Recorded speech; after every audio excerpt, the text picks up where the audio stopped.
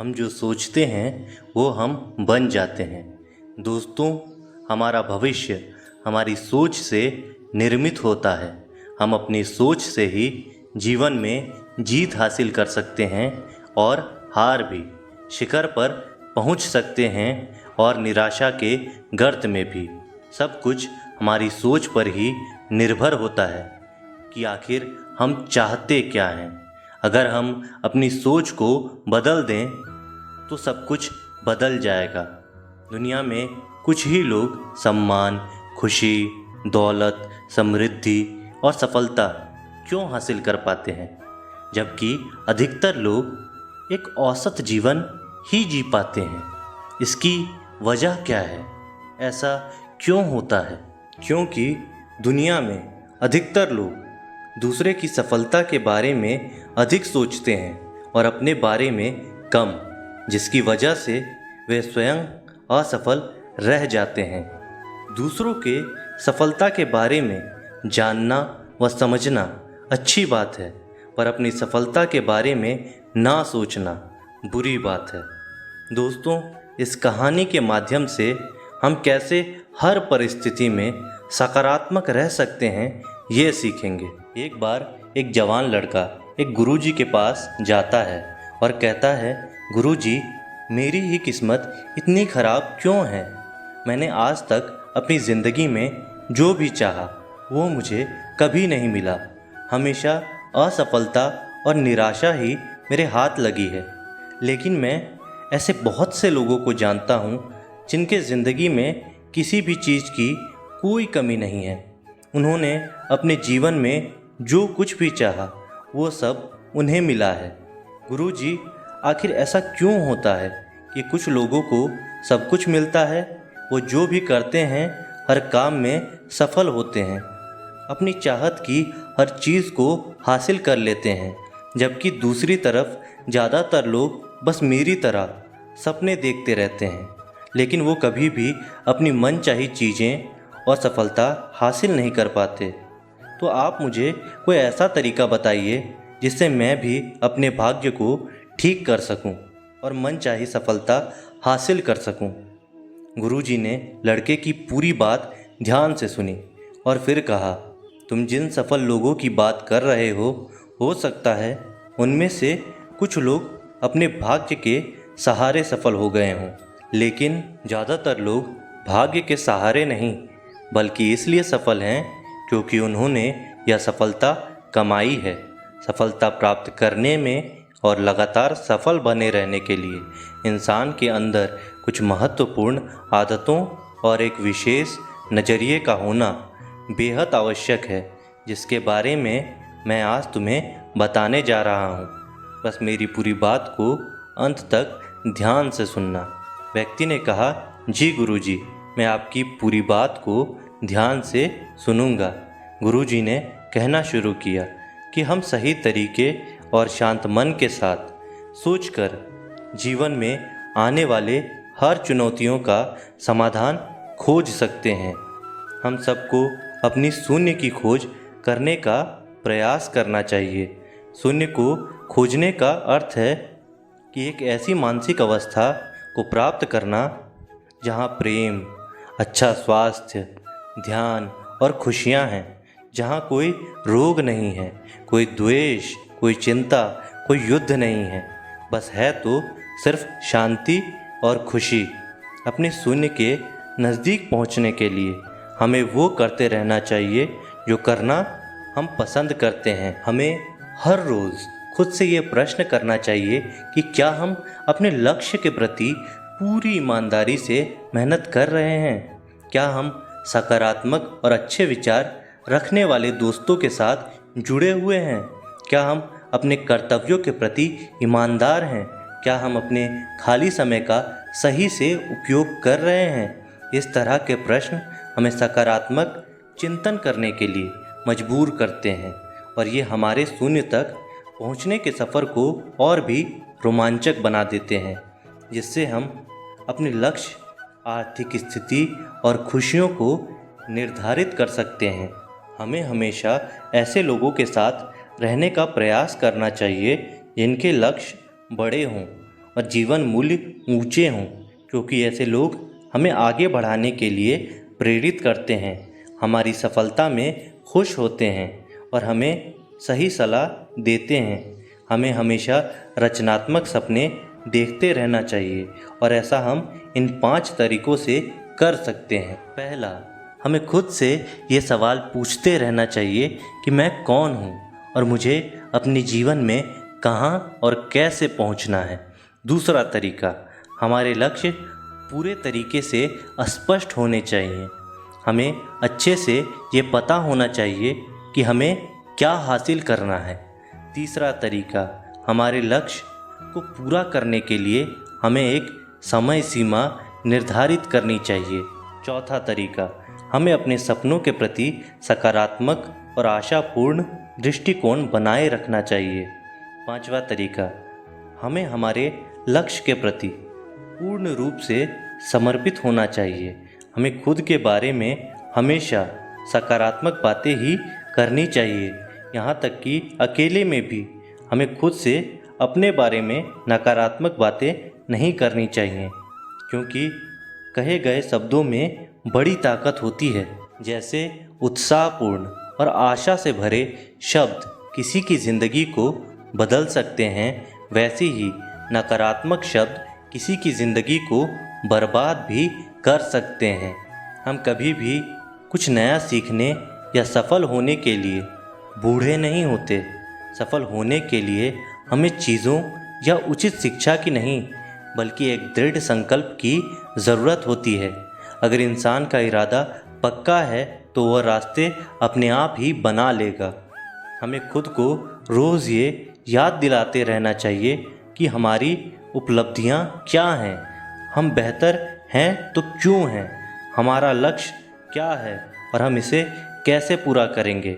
यकीन मानो, हमारी ये आदत हमें उत्साहित, लक्ष्य के प्रति केंद्रित और सकारात्मक बनाए रखती है। अगर हम हमारे साथ काम करने वाले और आसपास के लोगों को महत्वपूर्ण और अच्छा महसूस करवाते हैं, तब वो हमारे लिए और बेहतर करने की कोशिश करते हैं और हमारे सफल होने की संभावना और भी बढ़ जाती है। हमें कभी भी तेज़ आवाज़ और अभद्र शब्दों का प्रयोग नहीं करना चाहिए। ऐसा करने से हम कमज़ोर और कम आत्मविश्वास वाले व्यक्ति प्रतीत होते हैं। हमारी सफलता का निर्धारण इस बात से नहीं हो सकता कि हम अपने लिए क्या करते हैं, बल्कि इस बात से होता है कि हम अन्य लोगों को प्रेरित करने के लिए क्या करते हैं। हमें सारे काम खुद करने की ज़रूरत नहीं है, हमें बस वही करना चाहिए जो ज़रूरी है। बाकी के कामों को उपयुक्त लोगों को बांट देना चाहिए। ऐसा करने से सामने वाला भी महत्वपूर्ण महसूस करता है और हमारा काम भी ज़्यादा आसानी और अच्छे से हो जाता है। हमें हमेशा जीतने के बारे में सोचना चाहिए, क्योंकि जो जीतने के बारे में सोचता है और विश्वास करता है वही जीतता है। यही जीतने का नियम है और ये ऐसे ही काम करता है। हमें इस बात का ध्यान रखना चाहिए कि हमें अपने बच्चों के सामने अच्छा व्यवहार करना चाहिए, क्योंकि एक छोटा बच्चा अपने माँ बाप के व्यवहार को ही एक आदर्श व्यवहार मानता है और उसे ही अपनाने की कोशिश करता है। इसीलिए हमें आने वाली पीढ़ी को संस्कारवान बनाने का प्रयास करना चाहिए।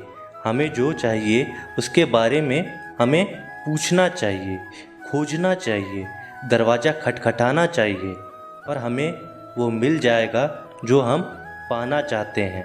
सफल लोग अपने पूछने की कला से वह सब कुछ हासिल कर लेते हैं जो वो पाना चाहते हैं। किसी भी प्रश्न को सही तरीके से पूछना ताकि हम अपना मन चाहा उत्तर पा सके, ये एक बहुत ही बड़ी कला है जो कि सफलता की कामना करने वाले हर एक व्यक्ति के अंदर होनी ही चाहिए। गुरुजी ने आगे कहा, जीवन में सफल होने के लिए हमारे अंदर लीडरशिप क्वालिटी होना बहुत आवश्यक है। एक अच्छा लीडर बनने के लिए हमें 7 आदतें अपनानी होंगी। पहली आदत, हमें अपने से जुड़े लोगों की मदद उनसे उम्मीद से बढ़कर करने की कोशिश करनी चाहिए। दूसरी आदत, हमें खुद पर और अपने से जुड़े लोगों को काबिलियत पर विश्वास करना चाहिए। तीसरा नियम, हमें हमेशा सही को सही और गलत को गलत बोलने की हिम्मत दिखानी चाहिए। चौथी आदत, जब हमें पता चल जाए कि हम गलत हैं तो हमें तुरंत अपनी गलती स्वीकार कर लेनी चाहिए। पांचवी आदत, हमें हमेशा अपने साथ काम करने वाले लोगों की सलाह लेनी चाहिए और उनकी इज्जत करनी चाहिए। छठा नियम, चुनौती के सामने भी हमें अंदर से शांत और स्थिर रहने का प्रयास करना चाहिए। सातवां नियम, हमें काम को इतनी लगन और जिम्मेदारी के साथ करना चाहिए कि हम दूसरों के लिए एक उदाहरण बने और वह हमारे काम करने के तरीके का अनुसरण कर सकें। एक बात याद रखो, हमारा दिमाग बहुत अमूल्य है। हमें इसकी देखरेख ऐसे करनी चाहिए जैसे हम दूसरे कीमती सामानों की करते हैं। हमने आज तक जो भी हासिल किया है या कर सकते हैं, उन सब का एकमात्र स्रोत हमारा दिमाग ही है। इसीलिए हमें इसे साफ सुथरा रखने का प्रयास करना चाहिए। इसके लिए हमें बुरी, दहशत भरी, नफ़रत भरी और नकारात्मक बातें फैलाने वाले लोगों से दूर रहना चाहिए और ऐसे लोगों का साथ करना चाहिए जिनके लक्ष्य बड़े और सोच सकारात्मक हो। हमें कभी भी जिम्मेदारियों से भागना नहीं चाहिए, क्योंकि जिम्मेदारी ही हमें एक मजबूत और अनुभवी इंसान बनाती है, जो कि बाद में हमारी बड़ी सफलता का कारण बनते हैं। हमें हमारे काम के लिए उन लोगों से सलाह लेनी चाहिए जो पहले ही उस काम में सफल हो चुके हैं या उस क्षेत्र के जानकार हैं, ना कि उन लोगों से जो असफल होकर लोगों के बीच उस काम के प्रति डर फैलाते रहते हैं। हमें हमारे अतीत, वर्तमान और आसपास के लोगों के बारे में हमेशा अच्छा ही बोलना चाहिए और हम किसके बारे में अच्छा नहीं बोल सकते तो हमें चुप रहना चाहिए। हमें कुछ पाने के लिए उससे ज़्यादा देने के लिए तैयार रहना चाहिए। हमें दूसरों के साथ भी वैसा व्यवहार करना चाहिए जैसा हम चाहते हैं वो हमारे साथ करें। हमें बिना उनसे कोई उम्मीद रखे लोगों की सहायता करने का प्रयास करना चाहिए और ब्रह्मांडी शक्ति का धन्यवाद अदा करना चाहिए जिसने हमें मदद करने के लायक बनाया। ऐसा करने से हम अंदर से खुश और अपने काम के प्रति उत्साहित महसूस करते हैं। हमें लोगों को उपहार देने की कला आनी चाहिए। हम सही तरीके से उपहार देकर किसी का भी दिल जीत सकते हैं। उपहार देने के कुछ तरीके हैं जिनके बारे में हमें पता होना चाहिए। फूलों के गुच्छे, महंगे सामान, फलों से भरी टोकरी जैसी उपहारों से भी ज़्यादा अगर कुछ सामने वाले के दिल को छूता है, वो है हमारे अमूर्त उपहार। जैसे किसी अपने के पास जाकर उनके साथ थोड़ा समय बिताना, किसी बीमार दोस्त के घर जाकर उसका हालचाल पूछना, हमारी सहायता करने वाले लोगों का सार्वजनिक रूप से धन्यवाद अदा करना इत्यादि। हमें किसी को उपहार देने से पहले उस उपहार को उस व्यक्ति के अनुरूप बनाने का प्रयास करना चाहिए जिसे हम उपहार देने वाले हैं। हमें उपहार देते समय उसकी कीमत पर नहीं, बल्कि उपहार लेने वाले का उस उपहार के साथ भावनात्मक लगाव बढ़ाने पर ध्यान देना चाहिए। अगर हम किसी को उपहार तब देते हैं जब सामने वाले को उसकी उम्मीद ही ना हो, तो उपहार की कीमत अमूल्य हो जाती है।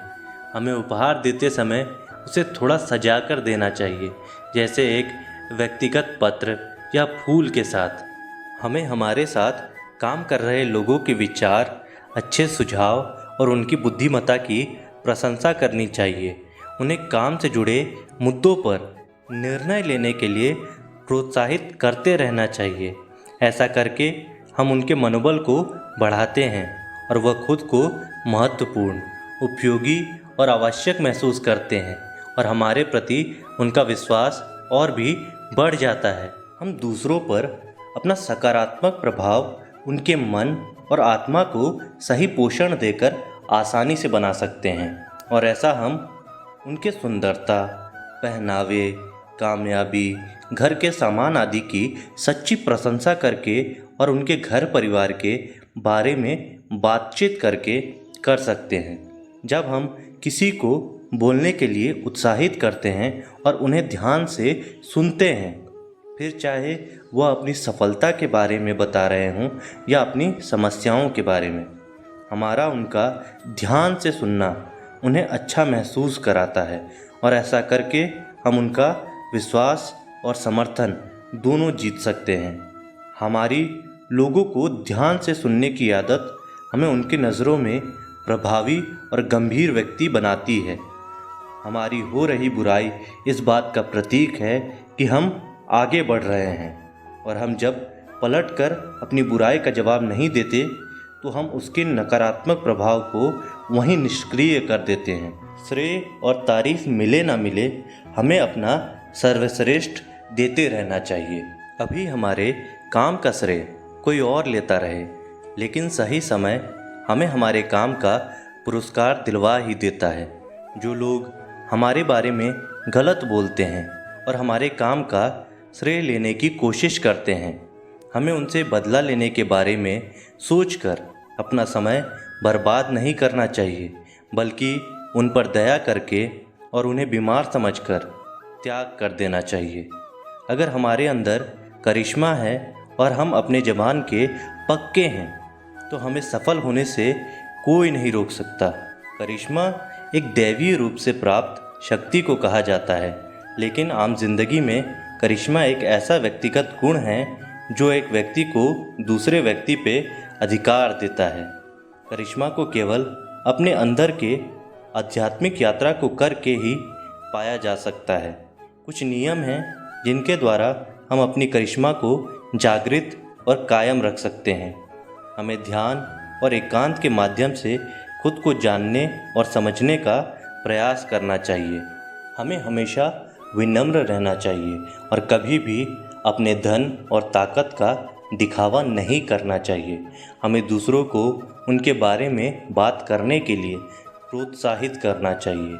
हमारा पहनावा ऐसा होना चाहिए कि लोगों का ध्यान हम ही पर हो, ना कि हमारे पहनावे पर। हम जो करें उसे पूरे जोश और हर्षोल्लास के साथ करें। हमें जिम्मेदारी लेने के लिए हमेशा तैयार रहना चाहिए, क्योंकि ये आदत हमें और भी बेहतर बनाती है। अगर हमसे कोई सलाह लेता है तो हमें उसकी समस्याओं पर व्यक्तिगत ध्यान देते हुए उसे समाधान दिलाना चाहिए। अगर हम अपनी बात और वादों पर खड़े उतरते हैं तो इससे हमें अपार सम्मान मिलता है और हमारा करिश्मा भी कायम रहता है। हम अपने छोटे छोटे वादे पूरे करके बड़ी सफलता हासिल कर सकते हैं। जैसे हम किसी से मिलने का समय निश्चित करते हैं तो उस निश्चित समय पर ही हमें उससे मिलना चाहिए। हमें अपने लिए हुए वादों को पूरा करने की हर हाल में कोशिश करनी चाहिए। अगर किसी ने अपनी समस्या या मजबूरी हमसे साझा की है तो हमें उसकी बातों को गुप्त रखना चाहिए। ऐसा करके हम सामने वाले का विश्वास जीतते हैं और साथ ही हमें अपने से जुड़े लोगों के साथ हमेशा ईमानदार रहना चाहिए। हमारी सफलता का निर्धारण इसी बात पर निर्भर करता है कि हम अपना समय कैसे और किन लोगों के साथ बिताते हैं। इसके लिए हमें समय समय पर अपने दोस्तों की समीक्षा करते रहनी चाहिए कि क्या हमारे दोस्त एक बेहतरीन भविष्य बनाने के लिए काम कर रहे हैं। क्या वो हमें सही और सकारात्मक सुझाव देते हैं। क्या वो कठिन समय में हमारी मदद करते हैं। कहीं वो खाली शिकायत करने वालों में से तो नहीं है। नकारात्मक सोच रखने वाले और हमें पीछे खींचने वाले दोस्तों से हमें दूरी बनाने का प्रयास करना चाहिए। इसके साथ ही हमें नए और अच्छे लोगों से दोस्ती और संबंध बढ़ाने से भी पीछे नहीं हटना चाहिए। हमें धैर्य के महत्व को भी समझना चाहिए, क्योंकि बड़े और महत्वपूर्ण लक्ष्यों को पूरा करने में समय लगता है। इसीलिए हमें अपने लक्ष्य के लिए हर रोज़ एक एक कदम बढ़ाना चाहिए। लगातार धैर्य के साथ काम करने वाले लोग न केवल अपने लिए बल्कि आने वाली पीढ़ी के लिए भी निर्माण करते हैं। जब हमें लगे कि हमारा काम पूरा हो चुका है तब हमें उस काम में लगे वक्त का 10% समय और लगाना चाहिए उस काम में हुई गलतियों को कम करने के लिए। ऐसा करने से हमारा अपने काम के प्रति समर्पण बढ़ता है। हमें इस बात को ध्यान रखना चाहिए कि धन हम पर नियंत्रण ना करे।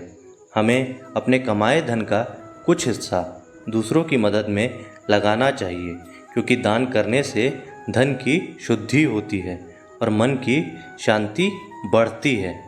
हमें सफलता के शिखर तक पहुंचने में बहुत समय लगता है, लेकिन वहां से नीचे गिरने में ज़्यादा समय नहीं लगता। इसीलिए सफलता को कभी भी अपने सर पर नहीं चढ़ाना चाहिए। हमें अपने चरित्र का अच्छा उदाहरण समाज में पेश करना चाहिए ताकि लोग उसका अनुसरण कर सकें। ज़िंदगी में सीखना बंद ना करने के लिए हमें एक बच्चे की तरह सोचना चाहिए, क्योंकि अपनी उत्सुकता के कारण बच्चे उस हर चीज़ के बारे में जान ही जाते हैं जिसके बारे में वो जानना चाहते हैं। हमें भविष्य के बारे में स्पष्ट से सोचने के लिए फिर से एक बच्चा बनना चाहिए और फिर से शुरू करना चाहिए। हमें बुद्धिमान लोगों की संगति करनी चाहिए जो हमें समृद्ध बनाएं, ऊपर उठाएं, प्रोत्साहित करें, सफलता और जीने का मज़ा हमारे साथ साझा करें, और तब हम अपने सबसे अच्छे समय को उभरते हुए देख सकते हैं। हमें निराशावादी लोगों को अपने जीवन में कहीं कोई स्थान नहीं देना चाहिए। हमें सलाह सफल लोगों से लेनी चाहिए और असफल लोगों से सीख।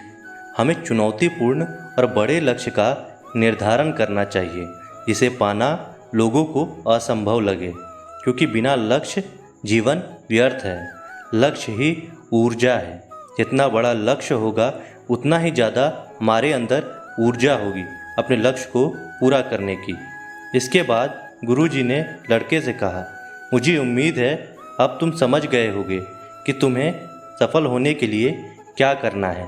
लड़का भी गुरुजी का धन्यवाद कर उनकी आज्ञा लेकर वहाँ से चला गया। दोस्तों, आज की वीडियो में बस इतना ही। आशा करता हूँ आपको आज की वीडियो अच्छी लगी हो। तो मिलते हैं दोस्तों अगले वीडियो में। तब तक के लिए जय श्री कृष्ण।